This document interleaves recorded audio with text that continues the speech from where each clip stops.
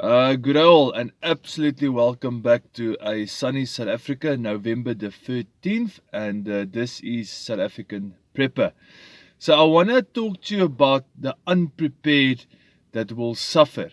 So the easiest way for me to explain this is to tell you a little bit about our history, and in this story, you will see how the unprepared will suffer and why it is senseless to try and actually convince the unprepared that they need to prepare.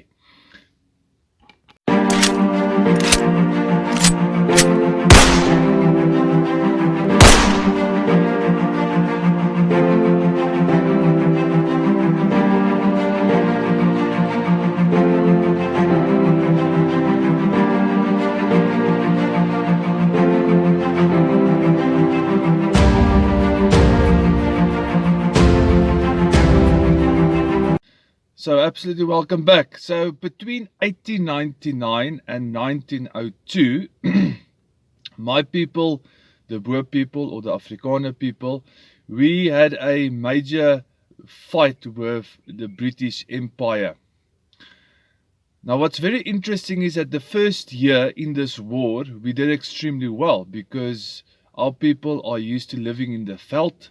They used to live off the land. And for them fighting the British in the area and territories that they knew extremely well and grew up in, they were extremely successful in the first year of this fight.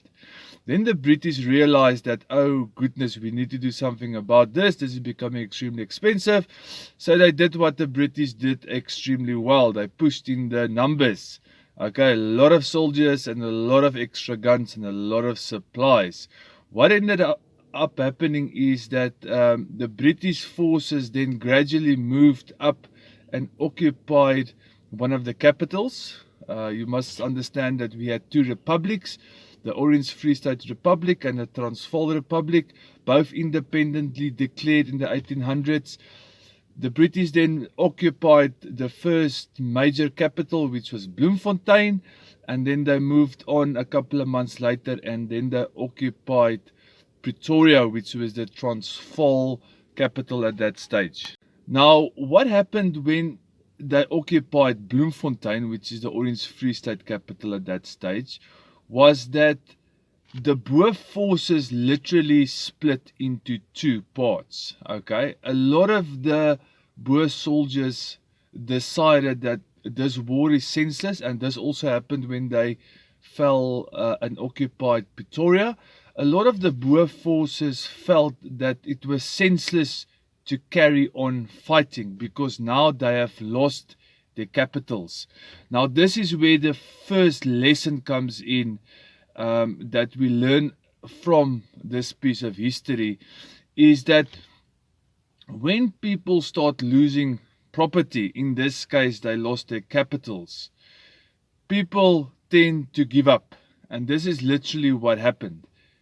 Some of the Boer forces decided this is senseless and they literally handed in their weapons. Now what happened next with these soldiers is that they were made promises if they give up their weapons, the British will treat them nice, and this actually did not happen. The British treated them like rubbish. They were servants in these towns. There were all sorts of, you needed permits. If you go read the history books, you needed permits to walk around and go out and buy food, and you need permit to go to work. It sounds familiar. Sounds like 2020, eh? And this is literally what happened. Is because they decided they would rather keep their properties, because one of the promises was that if you surrender, you can keep your farm or you can keep your house, and we will protect you under the British flag. They were bullshitted a little bit, eh? This is literally what happened to them when they gave up their arms, is that they literally decided we rather keep our property in order for us to save our lives. And this is what is going to happen in the coming collapse of the world. Western civilization has taught us that our properties and our things and our stuff in our homes are of some sort of a value. And this is where a lot of unprepared gets stuck. And this is why they deny the collapse. Now, the pictures that I'm showing you now is from a store around the corner from us. As you can see, shortages, yet people still deny because they cannot get over the mental thing of I have the possibility of losing my property and the things that I've worked for. They cannot get over that. And that's why I feel a little bit sorry if I look, and this is not smashing and talking badly about these people, but when I look at North America prepper groups, I see them talking about bugging in and bugging in and bugging in. Guys, it's going to cost you your life. Okay, let's go back to history. The second part of this history lesson is that the Boers that decided, yes, we've lost our two capitals, we are going to keep on fighting. Okay, for another 2 years they fought the British. Okay, they survived. Okay, they were free to roam around and fight on their own terms and keep on living on their own terms versus the Boer soldiers that gave up their freedoms. A lot of them were shipped off to islands, St. Helena Island, which is 3,000 kilometers south of Cape Town, as prisoners of war because they were found guilty of being traitors and they fought against the British Empire. They literally lived under the iron rule of the British at that stage.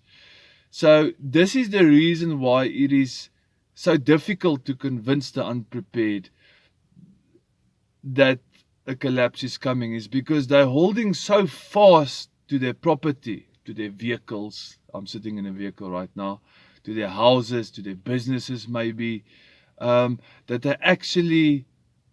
they just cannot see what is about to happen. And this is why we've actually stopped convincing people. In the beginning, many years ago, we tried to convince people to start to prep. It is a futile, senseless exercise. If a person cannot see what is happening, it is literally a sifting process that is happening in the world right now.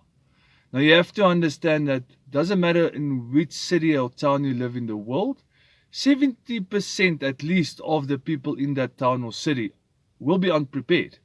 Okay, they're going to be hungry. They're going to be suffering under this new rule and laws that we've seen in 2020. That's just going to be, they're going to ramp it up. It's going to become even worse. Okay, and I will be honest with you, as a prepper and as a conservative and a patriot of my people, I would rather suffer and be free. And don't get me wrong, preppers will also suffer, but at least we'll suffer free than suffer under a rule of law where you need permits and you need to do this and that and pay taxes and actually supply the government with your hard work. And this is the reason, in my thinking, if I take history, why currently in the world there's a sifting taking place. Okay? And that you just cannot convince certain individuals that the world is actually in turmoil. This is South African Prepper. Please like, share and subscribe.